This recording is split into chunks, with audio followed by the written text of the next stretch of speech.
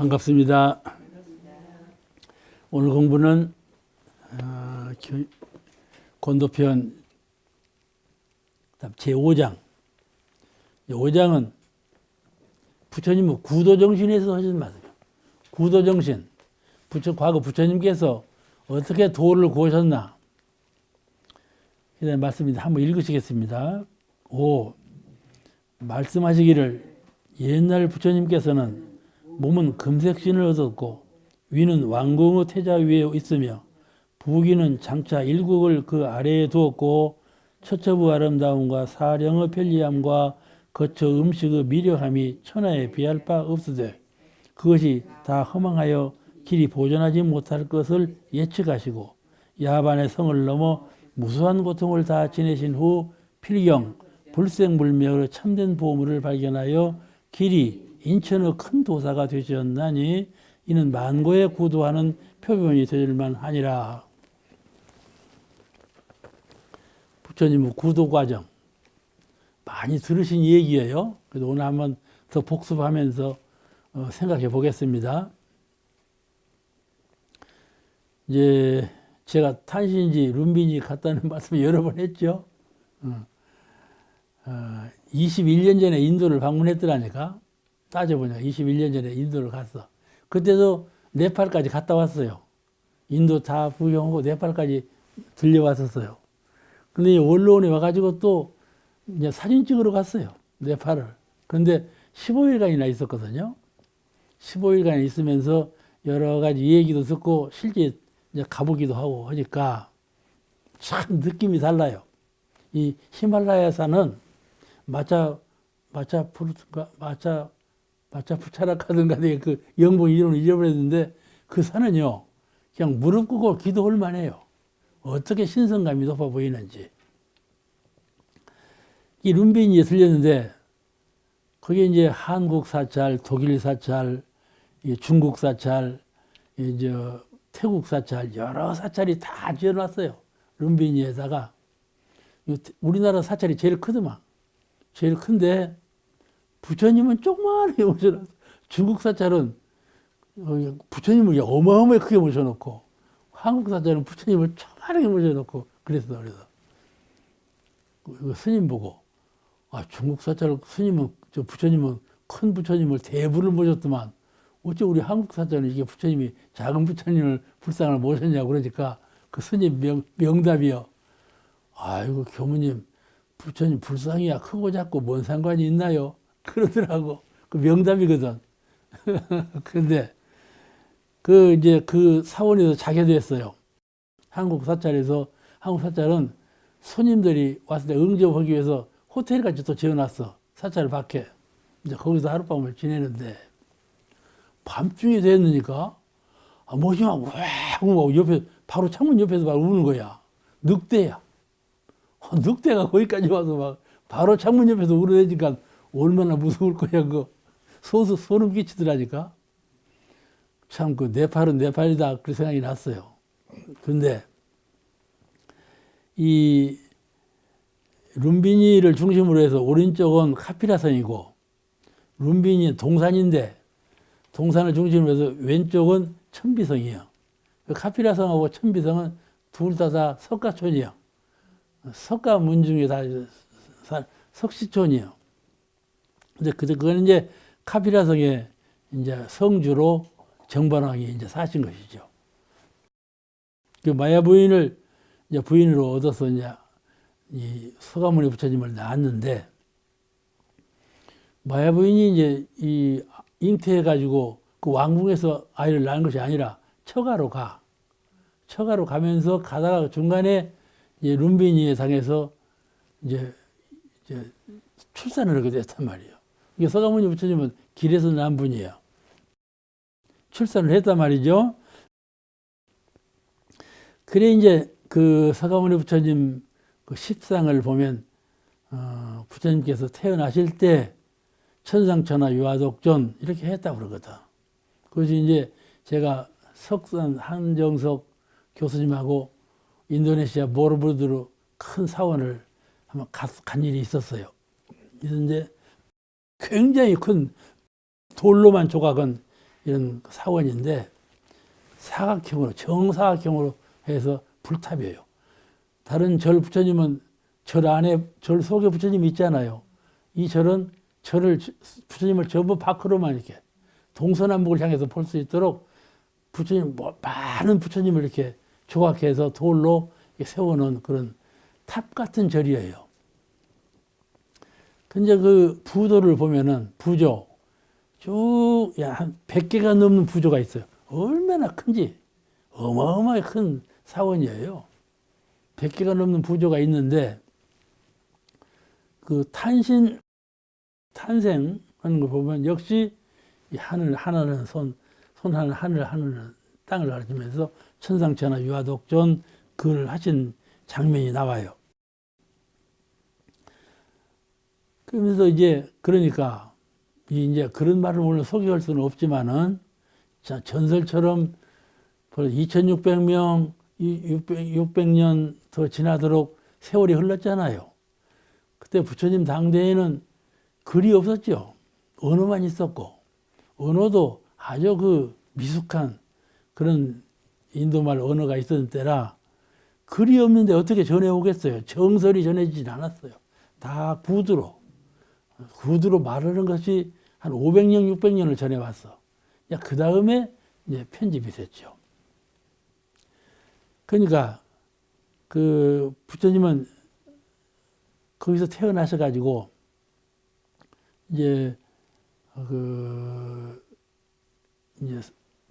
그 점을 보는 분이 점관이 부처님의 상을 정관왕한테 설명을 하는 거야. 아기를 낳았으니까 와서 점을 보라 한 거예요. 상을 보라 한 거예요. 그 점관이 이분은 출가하실 분이다 이렇게 말을 한 거야. 그러니까 정관왕이 깜짝 놀란 것이죠. 어떻게 하면 출가를 막을꼬 해가지고 사시전을 지었어. 봄에 살 집, 겨울에 살 집 사시전고 또 결혼을 시켰어. 모든 것을 호강스럽게만 키웠단 말이야. 그런데 29세 때 그 전에 사문유관을 했다고 그러거든. 29세 때 한 생각을 딱 돌려가지고 출가하리라 마음먹고 야반 삼경에 정관왕이 그냥 깊은 잠에 들었을 때 유성 출가하신 거야. 아무도 모르게. 그 부조원 조각을 보니까 말굽의 신선들이 말굽을 이렇게 받치고 있어. 서가모니 부처님이 이제 말 타고 출가를 하는데 말굽을 신선들이 다 받쳤어. 왜 그러냐 그러니까 소리가 안 나게 정반왕 깨지 않도록 그렇게 출가했다는 거예요. 그렇게 온통 반대하는데 출가를 했다. 구도하는 마음이 이 정도는 되어야 된다 그 말씀이죠. 이게 구도 정신에서 가장 사표가 될 만한 것은 서가모니 부처님이라고 하신 것은 그런 뜻이에요.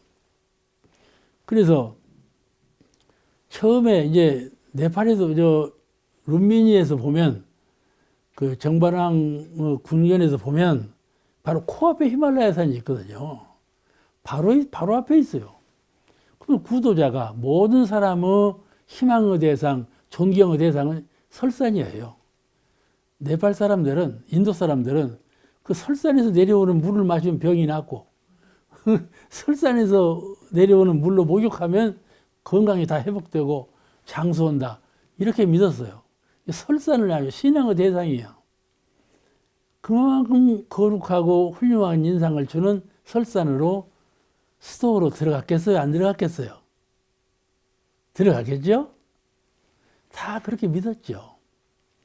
그리고 서가모니 부처님을 설산대사라고 불렀어요. 설산대사. 그 사자는 스승사자가 아니고 선비사자인데 일본 사람들도 한국도 그렇게 설산대사라고 불렀다 그렇게 알아왔다 그 말이에요. 그리고 그 보로부드르 그 부조 이 돌로 새겨서 이렇게 부조를 100개나 붙여놨다니까 이렇게 거기에 설산 구도상을 보면 설산 고행상을 보면 뒤에가 히말라야 산이 있어요. 히말라야 산이 이제 그 안에 고정 선을 닦는 그런 모습으로 그려놨단 말이에요. 그런 걸 보더라도 벌써 2600년 전인데 지금 서가모니 부처님은 설산에 들어간 일이 없다. 그게 부정하면 그게 정설이겠어요? 나는 정설로 믿어지지가 않아요. 틀림없이 부처님은 설산에 들어가실 거다. 그렇게 예측을 해요. 추측을 해. 그런데 학자들은 부처님은 설산에 들어간 일이 없다. 이렇게 정론을 내리고 있죠. 왜냐하면 그 문서 가운데 그 서가모니 부처님이 도 이루기 전에 스승을 만나는데 그 스승이 두 분이에요. 두 분인데 내가 이름은 다 못 외워서 말하지 못하지만은 두 분인데 두 분 다 선도, 신선도라고 그러죠. 선도를 닦는. 그래서 그러니까 선을 중심으로 고행을 중심으로 이 두 가지를 다 닦는 분. 선을 중심으로 해서 수행길을 다가가고 있는 분들이에요. 두 스승이 다. 그 이제 제 생각으로는 그래. 처음에는 설산으로 가셨을 거다. 그런데 하다 보니 스승을 만나야 되겠다는 새로운 생각에서 남으로 내려왔지 않았는가. 6년간이라는 기간이니까 6년간이라는 기간 동안에 뭘 했겠어요?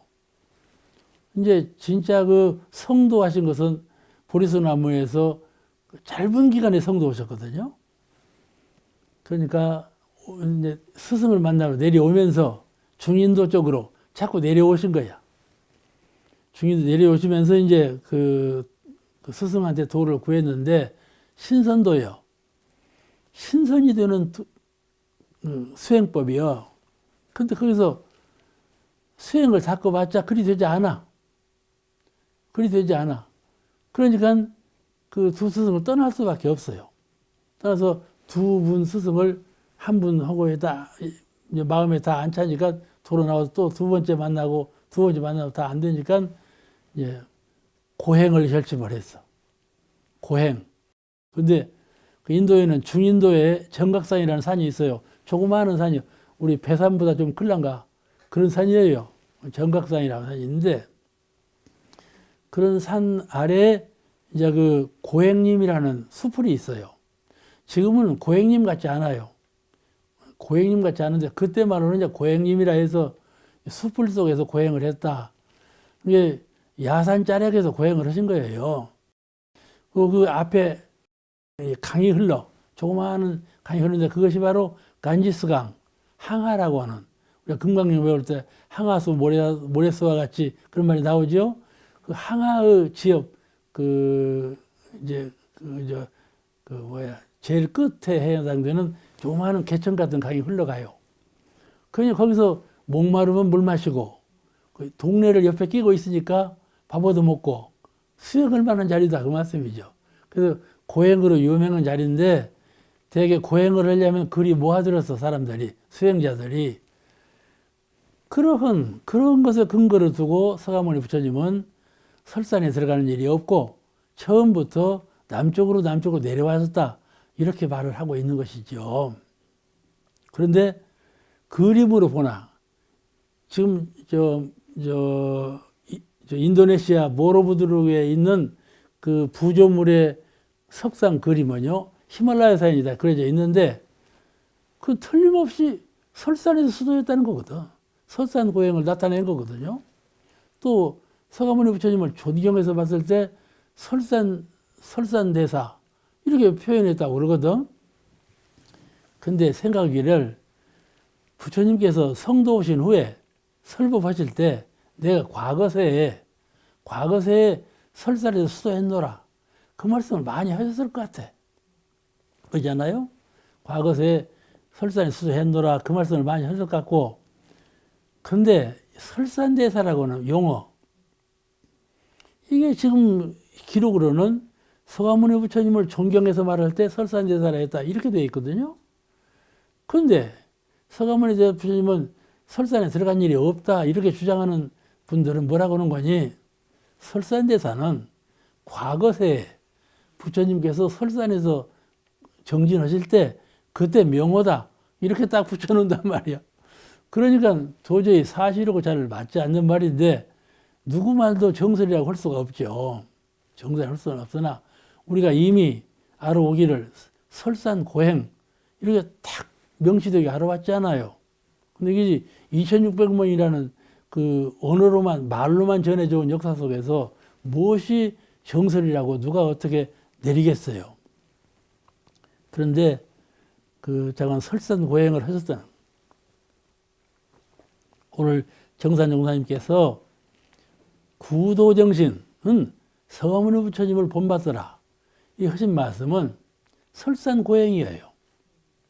고행하신 그 자취 그게 얼마나 그 도를 구하기 위한 적극적인 정성이며 지극한 발심인가 이것을 표준 세워야 된다 그런 말씀이거든요. 그러니까 우리 방송에서 들으니까 믿거나 말거나 하는 말이 있더만 서가모니 부처님의 행적에 대해서는 믿거나 말거나 다 주장하는 거예요. 말이 서로 달라요. 그런데 거기서 이제 도를 닦으시다가 신선도를 닦으시다가 안 되니까 이제 고행길로 떠난 거. 고행길로 떠나는 것은 자각. 내가 스스로 닦아서 도를 얻을 수밖에 없다. 스승에 의존할 수는 없다.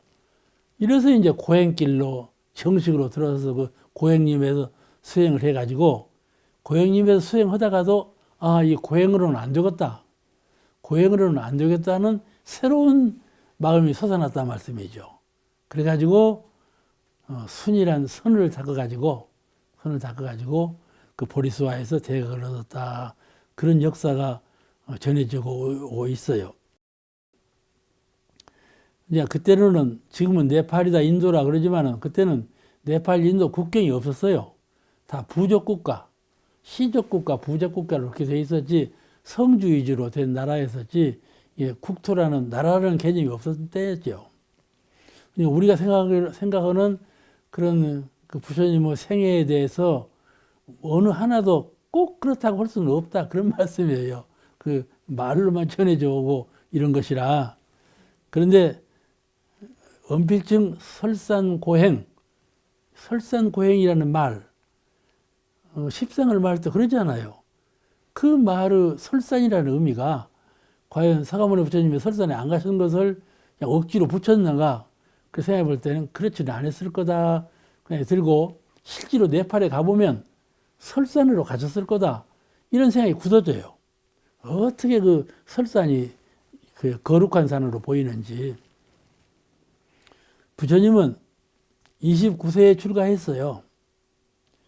그러니까 상당히 나이가 많이 들으셨죠? 29세. 아기랑 다 나왔으니까. 29세 출발하시고 35세에 성도하시고 또 80세에 열반하시고 그러셨는데 이 전해져 오는 말로는 전부 전설이요. 그 두 스승 이름이 여기 기록되어 있네요. 알라라 카라마라고. 처음에 만나는 분이 알라라 카라마예요. 외우실 수 있어요? 인도 말이니까 외우기 어렵죠? 오늘 듣고만 말아 그냥 알라라 카라마라고. 이 선인이요, 선인. 우리가 신선이라고 그러죠. 그런 도를 가르치는 거예요. 선을 닦으면 신선이 된다. 선을 닦으라 하는 교법이에요. 그런데 그 밑에서 공부를 해보니까 그 사람도 별 사람이 아니고 내가 해보니까 해본 것도 별 것이 없고 뜻에 맞지 않아. 원래 부처님이시니까 뜻에 맞을 리가 없지요. 그리고 이제 이 사람이니까 안 될란가 하고 다른 또 스승한테 찾아갔다 그 말이요. 이 스승들은 어디에 있는 스승들인가 하면은 그 말타국이라고 인도가 번영하는 가장 중심되는 나라죠. 여러 성이 있는데 가장 번영한 성, 그게 마라타국이라는 성이에요. 근데 그 성 조금 밖에 이 두 스승이 살고 있었어. 같이 살고 있는 것이 아니라 그 이제 그 중심되는 데니까 구도자 또 이제 이런 그 물건을 교류할 사람들이 다 그리 모아드는 거예요. 모아들어. 그런데 이제 그 모아드는 거기에 스승들이 있었다 그 말이죠. 처음에 유성 출가해서 도를 구하려고 닦았으나 생각에 또 주변에서 그 스승을 만나야 된다는 말이 있었겠죠. 정산정사님께서도 스승 구하려고 할 때, 대종사님께서 스승 구하려고 할 때 주변에서 이 사람 만나보더라, 저 사람 만나보더라 이렇게 되거든요. 틀림없이 그랬을 거다 그런 추측이 나요. 그 이제 그 두 스승을 다 만나봤다 그 말이죠. 그 두 번째 스승은 우타카 라마푸타구마 기록해 보니까 그런 스승인데 만나보았으나 결국 당신보다 못해. 당신보다 못해. 그러니까 만족할 리가 없죠. 그 이제 네팔 고향에서 갔다 가면 틀림없이 히말라야 산일 텐데 그러지 않다고 하니까, 그렇지 않다고 하는 정설에 의하면 이제 그 인도 중인도 왜 그렇지 않다고, 왜 제 생각에 틀림없이 히말라야로 갔을 거다 하는 생각이 드는 거니, 그 룸비니 동산에서 그 본가에서 이 고행님까지, 중인도 고행님까지 몇 천리예요. 엄청나게 먼 곳이고, 인도는요, 이 네팔 쪽으로 큰 산이 있고, 남인도, 애가야 큰 산이 있지, 중인도에는 산이 없어요. 참 큰 평야지대예요. 그러니까 수도를 원하는 분이 평야지로 바로 왔을까? 그런 생각이죠. 근데 어느 학설도 정설로 내세울 수가 없는 것에 이제 학자들이 근거를 세워 이렇게 말하는 것이니까 우리는 그렇게 믿을 수밖에 없는데, 그 중인도에 있는 정각산이라고 배산 많은 산에 왔는데, 그 정각산 아래에 가서 그 고행님이 있어. 고행님은 여러 사람들이 고행을 하기 위해서 온 곳이요. 모이는 곳이죠. 여러 사람이라고 해봤자 뭐 별 사람이 있겠어요? 고행의 뜻을 쓴 사람이 그렇게 많지 않죠. 근데 거기서 오비구를 만나. 오비구. 그 고행을 하고자 하는 5사람을 만나요. 그래서 같이 했어요. 같이 하는데 이제 어떻게 했는지 잠을 안 자기도 하고 밥을 굶기도 하고 이제 그 온통 그 몸에 속박을 줘. 고를 줘. 그게 극단적인 고를 입을 때 정신적인 세계에서는 큰 깨달음이 생긴다. 그런 철학이에요. 그런 수도법이요. 몸에 극단적인 고통을 줄 때 정신의 세계에서는 깨달음이 생겨난다. 그런 수행법으로 고를 닦는 거예요. 그러니까 일부러 굶어. 굶으면 이제 죽을 만큼 굶어. 그러잖아요. 죽을 만큼 굶어. 또 이게 뭐 가슴에 이제 뼈만 남는 것이죠. 뼈만 남아. 도저히 생기로는 일어날 수가 없어. 그 수사나든가 그 수사나 여성한테서 유미죽을 받아 잡을 때도 사경 직전이야. 사경 직전이라고 그래요. 그렇게까지 고행 수술을 했다. 그래서 이제 고행으로만 수술을 닦았기 때문에 그런 연후에 이 정신이라는 거, 이 마음이라고 하는 것은 고행으로 되는 것이 아니로구나. 이걸 알았어. 육체에 고통을 준다고 해서 정신이 해탈도를 얻는다든지 정신이 자유로워진다든지 이것이 아니라는 걸 알았어. 그래서 정신은 정신으로 공을 들여야지 육신에 어떤 공을 들여가지고 정신이 이루어진다는 건 이런 것을 부정하게 됐다 말씀이죠. 그러니까 그 고행에서 이제 딱 떠났죠. 고행이 성도하는 것이 아니로구나. 이 점이 중요한 것이에요. 우리 이제 불자들이 공부를 해 갈 때 지금도 그 독공이라고 그러죠. 아주 독실한 수행으로 들어가지 아니하면 도를 이룰 수 없다는 생각에서 지금도 이렇게 하는 분이 있어요. 지금도 우리 교육자 가운데에도 어느 산중에 들어가서 지금 생활하는 분도 있으니까. 그러면 우리 생각으로 태초 수도 가는 길이 고행이 아닐 텐데 뭐게 산중으로 들어가느냐 그런 생각을 했거든요. 그러니까 우리는 수양을 한다 할 때 수양하면은 피경 모든 경계를 피해서 경계가 없는 산속으로 들어가든지 경계가 없는 토굴로 들어가든지 이렇게 해서 수양하는 것으로 안다 그 말이죠. 그런데 대종사님 법을 믿고 우리는 이제 길을 달리한 만큼 수양은 바로 행동이다. 아시겠죠? 수양이라는 것은 옛날 생각에는 행동과 정반대되는 비행동, 행동 모든 정신작용과 모든 육체작용을 다 쉬어버린 고정된 딱 고정돼서 움직임이 없는 그런 상태로 들어가야 수양이 된다고 믿어왔어요. 근데 제가 실제로 수양을 해보니까 그게 아니다 그 말이에요. 수양은 그게 아니에요. 수양은 바로 행동이라 그 말이에요. 행동하는 것이 수양이다 이 말이에요.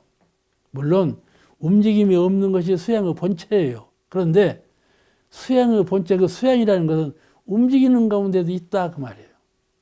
움직이는 가운데 수양을 하지 못하는 수양은 죽은 수양이에요. 그러니까 다시 말하면 움직이면서 수양할 수 있다 그 말이에요. 옛날에는 움직이면 수양이 안 된다 이렇게 보았는데 지금은 움직이면서 수양할 수 있다. 아시겠죠? 몰라 알아들었는가 모르겠는데 걸어가면서 수양할 수 있고 밥 먹으면서 수양할 수 있고 잠자면서 수양할 수 있다 그런 뜻이에요. 여러분 하십니까?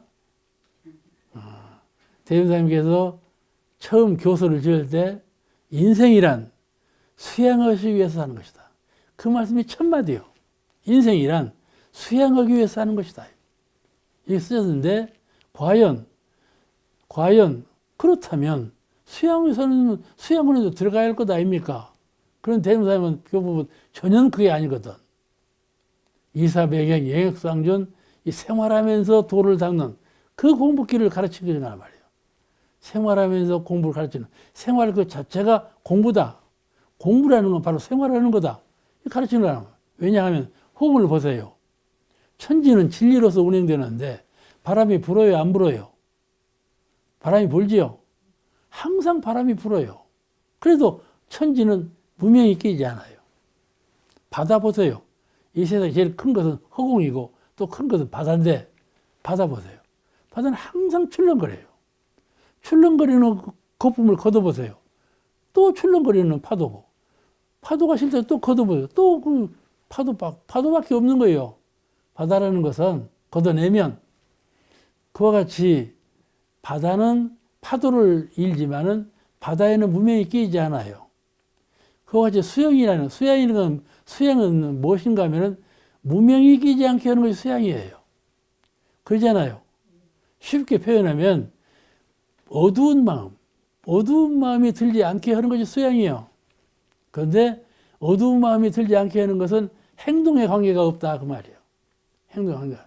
철저하게 그에 과연 내가 수양을 할 때 무명을 제거하기 위해서 수양을 한다면 내가 행동할 때 무명이 제거가 안 되든가 그건 아니다 그 말이에요. 아니다 그 말이에요. 그러므로 이 세종께서 그런 마음을 깨달으신 거예요. 육체에 고통을 주고 육체에 부작용을 주면 정신적으로 이루어지느냐면 그건 아니고 정신 문제는 정신 문제로 해결한다 그 말이에요. 그러니까 이렇게 해서 서가모니 부처님은 고행을 통해서 닦다가 그 다음에 고행을 놓아버리고 수년이 심성단련, 선을 통해서 정신훈련, 정신단련을 통해서 성도 오셨기 때문에 그 다음에 이제 교문을 여시고 제자들을 가르칠 때 여러 가지 계문이 많아. 고행을 많이 하셔가지고 계문도 그때만 지금은 이제 문명은 사회니까 짐승같이 안 할 일은 다 안 하지요. 그런데 옛날에는 그런 문명 사회가 아니었어요. 아주 그 인격적으로 아주 차원 낮은 그런 그 생활들이었죠. 그러니까 계문도 훨씬 더 많았던 거예요. 250계문이 되었다니까. 그때 당시 250곰이 되었다는 거예요. 그래가지고 계문을 지키려니까 얼마나 수고로워요. 그리고 어떤 승려는요, 부처님이 돌아가실 때, 아이고, 되었다. 그 노인 돌아가셔 버렸냐, 되었다. 그게 뭔 거니? 뭣도 하지 말으라 그랬는데, 이제는 모든 걸 다 하게 되었다. 그래가지고 춤을 췄다는 얘기가 있어. 그래서 그 가섭존자가 얼른 이 법을 결집을 해야 되겠다 해서 결집을 했다는 그 전하는 말도 있어요. 그 이제 이렇게 250계문이나 되는 많은 계문을 가지고 교문을 내시고 가르치셨는데, 그 후로 이 가섭존자가 생각할 때 이렇게 가면 구두로 말로만 전해지는 법이 다 해이해져 버리고, 또 부처님의 말씀을 이제 반대하는 그런 그것이 태동되기 때문에 이대로 가면 불법이 크게 어지럽겠다 싶으니까 이제 그 법을 결집하는 그런 모임을 가졌다. 그래가지고 그 처음에 모인 것이 이제 그 칠협굴이라는 데 모였더래요. 모여가지고 500제자가 모였어. 칠협굴이라는 산 중턱에 있는 굴인데 거기 모여가지고 서로 이 글이 없어. 서로 말로만 해요. 부처님께서 어떻게 말씀하셨다. 서로 인정해봐. 내가 들은 바하고 제가 말하는 바가 일치되는 거. 일치되는 것만 법으로 택했어. 일치되지 않는 것은 버려버리고. 그렇잖아요? 500대 중에 뭐 아니어서 그 말이 옳다. 나도 그래서 들었다. 이렇게 공감대를 이루는 것으로 법을 짜가지고 초전 그 제1차 불법을 결집을 했다. 불경을 결집을 했다. 그 말이에요. 이해가 되시죠? 그런데 자꾸 세월이 흘러가니까 100년 후에는 이제 상당한 제자들이 교도가 많아졌어요. 이제 신도가. 그냥 의견을 달리하겠죠. 특히 청장년파, 청년장년파에서는 그 계문을 싫어해. 무슨 이렇게 많은 계문을 두고 우리가 속박을 주느냐. 감성대로 발휘할 수가 없어. 전부 그냥 묵는 통에. 그러니까 소장파에서는 자꾸 반대했어. 계문 가운데 그런 것은 안 지켜서 좋다. 이런 좀 크게 나왔단 말이에요. 그러니까 보수파, 부처님 당대 하던 대로 지키려고는 파하고, 혁신파, 장년파, 부처님의 법을 준수하고 수행을 닦되 이것은 그렇게 안 해도 좋지 않겠는가? 이렇게 이제 새로운 개혁적인 방향으로 흘러나온 파가 생겼어. 그러니까 그것이 그렇게 생긴 시대를 분파, 불법이 분파하기 시작했다 해서 그 불법 시대를 옛날 부처님 당대의 시대를 원시불교 상태, 또 이게 부파로 노년파, 청사년파, 신파, 구파로 나누어진 시대를 부파로 나누어진 불교 시대라 이렇게 말을 해요. 원시불교 시대, 부파불교 시대. 부파불교 시대가 100년 후예요. 100년 후에서 이제 자꾸 신자가 많아지니까 법을 반대하는 파가 일어났다 그 말이에요. 자유파가.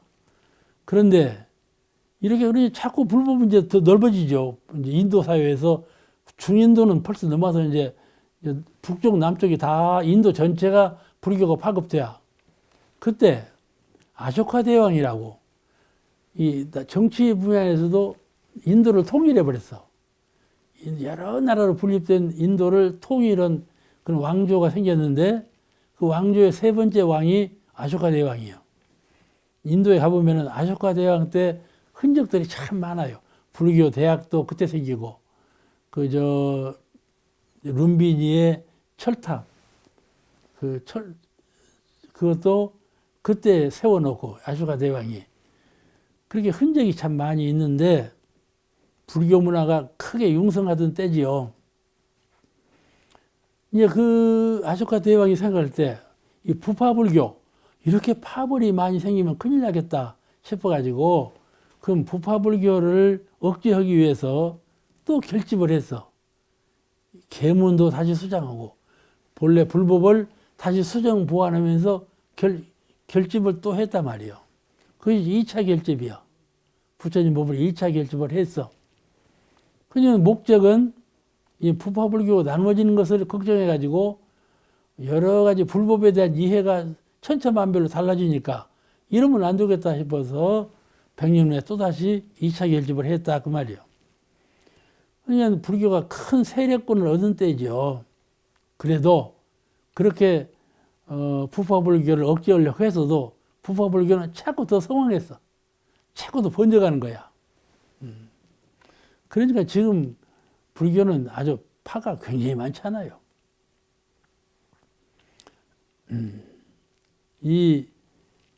그때 계문을 무슨 계문이 가지고 이렇게 안 지키려고는 파가 생겼나 보면 이런 계문이에요. 14비법이라고. 14비법. 10가지는 법이 아니다. 주장하는 거예요. 법이 아니다. 뭔 거니? 그 참 이상한 거예요. 뿔그릇에 소금을 담지 말 것. 이런 계문조항이 있어. 뿔그릇에 소금을 담지 말고. 뿔은 뭐예요? 짐승 뿔 아니잖아요? 짐승 뿔을 구하려면 어째야 돼요? 짐승을 잡아야죠. 그러니까 뿔그릇에 소금을 담지 말라. 제가 그때 풍소가 뿔그릇에 소금을 담았던가 봐.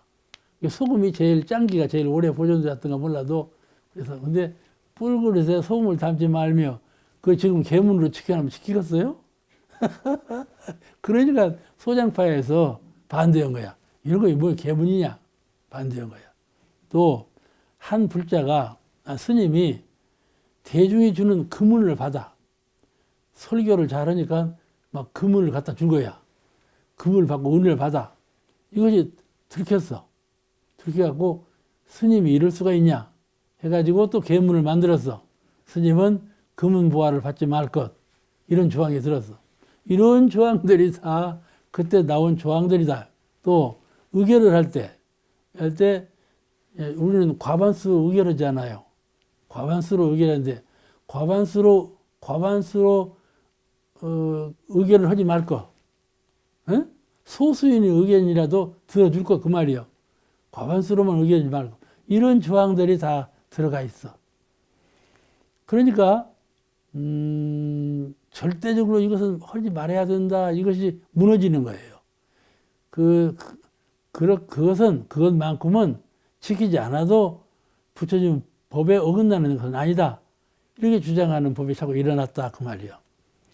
이 사상이 자꾸 발전해가지고 무엇이 됐냐면 대승불교가 된 거예요. 그러니까 불교는 원시불교, 부파불교, 소승불교, 대승불교 이렇게 발전해 왔어요. 쭉 발전했어. 그런데 그런 과정에서 이런 일들이 일어났는데 이런 것을 이제 다스리기 위해서 그때마다 경을 다시 보완하고 했어. 그래가지고 3차 결집까지 되었다. 이것이 불교 전통 역사예요. 근데 오늘 제가 이런 말씀을 드리는 것은 이 부처님은 구도정신, 도를 구하기 위해서 세상의 모든 것을 버려버렸다는 거예요. 그러니까 지금 옥타오님 어쩌실란고? 도를 지금 구하고 있는데 세상 모든 걸 다 버릴 수가 있겠나요? 버릴 수가 없어? 그거예요. 그러면 부처님께서 그 세상 모든 것을 다 허무한 거다. 갖지 말아라. 그랬는데 어쩔 파예요? 버릴 수가 없는데. 어떻게 해야 되겠어? 마음으로 버려야지. 실제로 물건으로 버리면 쓰나? 어? 그렇지 않아요? 마음으로 버려야 돼. 마음으로 버려야 돼. 이 속마음으로, 겉마음으로는 물건을 수용해서 건설적으로 살아가되 가정을 이루고 국가사회를 이루고 무엇을 건설적으로 해 나가되 그 중심점이 속마음, 성품의 세계, 정신의 세계에서는 그게 물들미 없어야 된다. 그 말이에요. 아시겠죠? 이것이 해탈의 입장이에요. 해탈은 이 물질로 이 육신하고 분리되어 가지고 육신은 내버리고 정신만 있는 것이 해탈이 아니고 정신과 물질이 항치 조화를 이루면서 인생으로 살아가되 그 속마음, 성품의 세계에서는 물들미 없어야 된다. 그런 얘기예요. 그런데 어떤 분이 그렇게 말을 했어요. 기념관에서 법회가 끝나고 막 나오는데 교도 한 분이 지금은 교우의 의장님이 된 분이요. 인사님, 물들미 없다는 말은 성품의 세계에서는 물들미 없는 것이죠, 본래? 이게 묻는 거야. 성품에는 물들미 본래 없는 것이죠? 그냥 앞도 뒤도 없는 말을 물어. 그래 내가 물들면 다 물들지 무슨 어디는 물 안 들고 어디는 물 들고 그래요. 내가 그렇게 대답했단 말이야. 그렇게 대답을 했어요. 그 다음에 이제 원로원 공부 시간이 되었어. 그래서 내가 그 말을 제시를 했어. 내가 이런 질문을 받았다. 이래서 내가 이렇게 대답을 했다. 근데 민사님께서 자네가 자꾸 더 밝아지는 거 같네. 그러고 얘기를 해서 웃고 말았는데 물드는 세계에서는 성품이 없어. 응? 성품을 지키고 있으면 묻을 리가 없죠. 물드는 세계에는 성품이 없어져 버려. 그러니까 온통 물들어 버린 것이죠. 그렇잖아요? 성품을 잊어버린 것은 물드는 것이에요. 성품을 깨달아서 지키고 있는 것은 물든 것이 아니고 이 지키고 있는 거 이게 속마음이거든. 속마음은. 겉마음은 모든 물질을 다 수용하고 거래하고 건설적으로 해나가면서도 속마음으로는 해탈심, 그것으로부터 해탈된 성품자리를 지켜라 할 수 있겠죠? 할 수 없으면 도인이 아니지. 이제 수도문 중에 그걸 할 수가 없고 그거 하라고 배우는 것인데 그래서 해탈력을 그래 얻는 거예요. 그러니까 성품의 세계에서 해탈의 힘을 얻은 사람은 이 마음을 쓰고 이 뜻을 쓰고 마음을 쓰는 자리에서는 같이 쓰되 거기에 흔들림이 없어야 진정한 도인이다. 아까 제가 허공은 빈 것이지만 항상 바람이 분다. 저 바다도 본래는 물결이 없는 것이지만은 물결을 항상 친다. 그래도 허공은 무명이 없고 바다에도 무명이 끼지 않는다. 그와 같이 내 성품에 물들미 없고 흔들림이 없으면 없는 것이다. 그 말씀이죠. 그러나 그 성품이 발현되는 마음자리에서는 능히 항상 흔들리고 물들미 있고 그런 거다. 그러니까 성품을 지키면서 마음을 쓰는 사람은 물들미 없는 도를 닦는 사람이고 해탈의 길을 가는 사람이고 이 마음만 쓰는 사람은 성품이 없고 마음만 써. 우리가 생활하다가 문득 딱 그쳐보세요. 마음만 쓰고 살아요. 성품을 비교해서 쓰고 살지 않아요. 그렇거든요. 그걸 중생이라 하거든요. 근데 부처님은 그렇지 않아요. 항상 성품을 떠나지 않아. 눈을 떠도 성품이고 눈을 감아도 성품이고 성품밖에 없어. 아시겠죠? 이 세상은 법신불밖에 없어. 이 법신불을 잘 깨달은 분은 안으로 신불, 마음 부처님밖에 없어. 아시겠죠? 법으로 된 법신불, 신령한 영성으로 된 신불, 부처님밖에 없다 그 말씀이에요. 그런 심경으로 사는 것이 부처님의 삶이고 이 성품과 마음이 둘이요. 그리고 마음을 쓸 때는 성품이 죽어버려. 이런 분은 중생이라 한다 그 말이에요. 아시겠죠?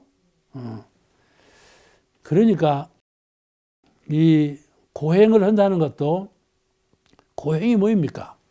육체의 고행을 준다 그러면 밥을 먹어야 살겠는데 밥을 안 먹어. 숨을 쉬어야 되면 숨을 안 쉬어. 고행을 뭐는 거냐? 숨을 안 쉬는 거야. 숨 안 쉬기 내기를 하는 거야. 그럼 마음이 닦아지겠어요? 안 닦아지겠어요?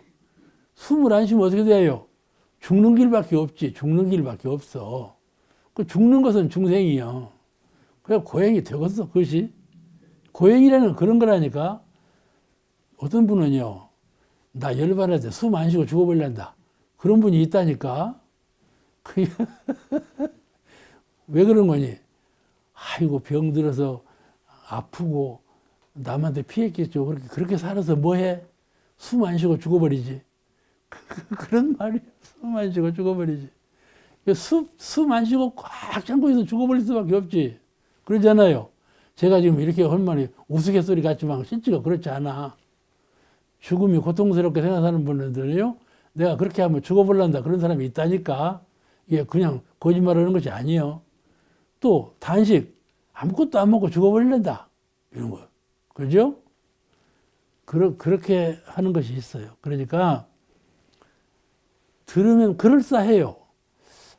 풍병 들어갔고 남한테 그냥 이렇게 해주고 이렇게 해주고 먹을 것도 그냥 그렇고 모든 걸 남의 의지에 살 바에는 이럴 바에는 죽자 이런 사람이 있거든. 그런 사람 그렇죠? 그러면 그냥 수면제라도 먹고 죽고 싶은 마음이 당연하지요. 근데 진정한 수호자는 그것이 아니고 이 생사는 맡겨버려. 천명으로 맡겨버려. 단지 내가 조종하는 것은 마음이라. 아시겠죠? 마음이 성품을 떠났는가? 마음이 성품을 떠나지 아니하고 이 육신하고 딱 결탁이 되어갖고 아프면 아프고 죽으면 죽고 하는데 그냥 의지해 버렸는가?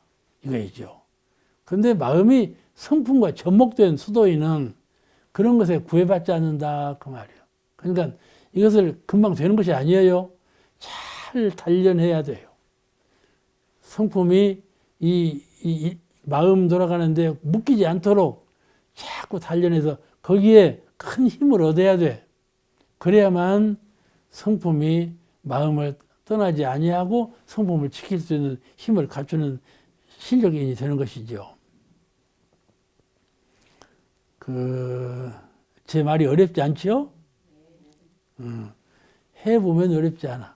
말로 듣고 말로 할 때는 어려워. 나도 지금 말하면서 어려워. 아이고 이 말을 해도 어쩔 거 없어 어려운 말을 하고 있는데 해보면 참 쉬운 거예요. 그러니까 대중사님께서 공부하기가 밥 먹기보다 쉽다 이 말씀을 하신 거라니까. 밥 먹기보다 쉬운 거예요. 쉬운데 안 해요. 그래서 그러지요. 공부하기 어려운 것이 절대로 아니에요.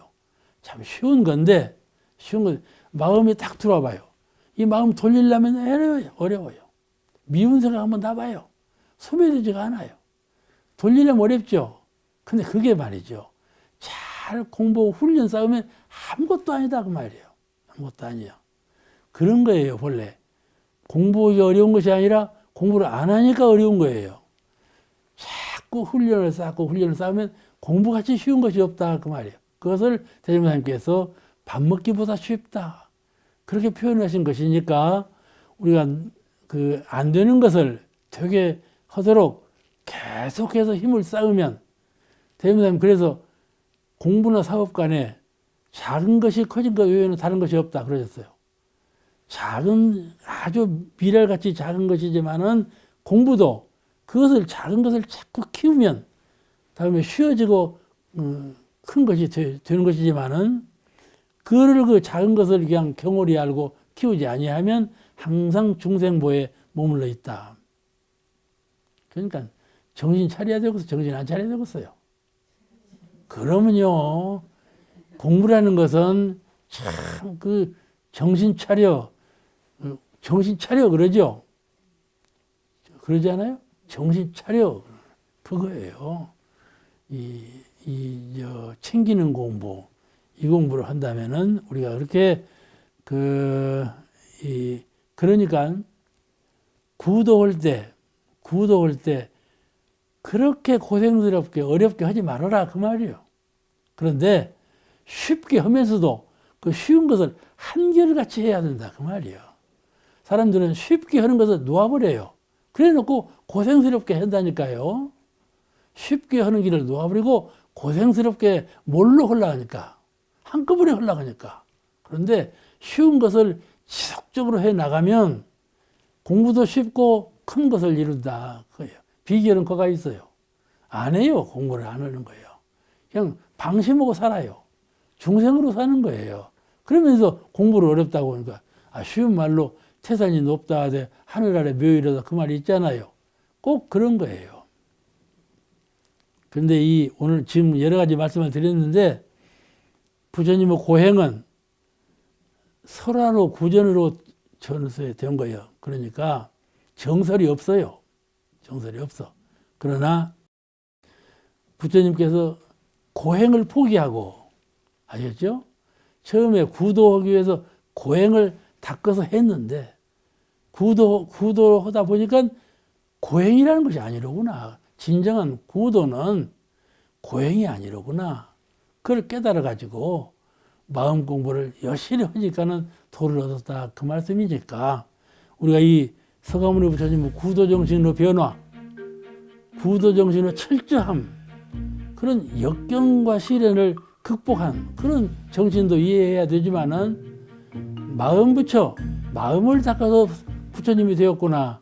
이 구도 과정도 우리가 잘 채받아서 꼭 고행만이 구도가 아니라 하는 것을 우리가 느끼고 마음 공부를 잘 해야 할 것입니다. 여기까지 마치겠습니다.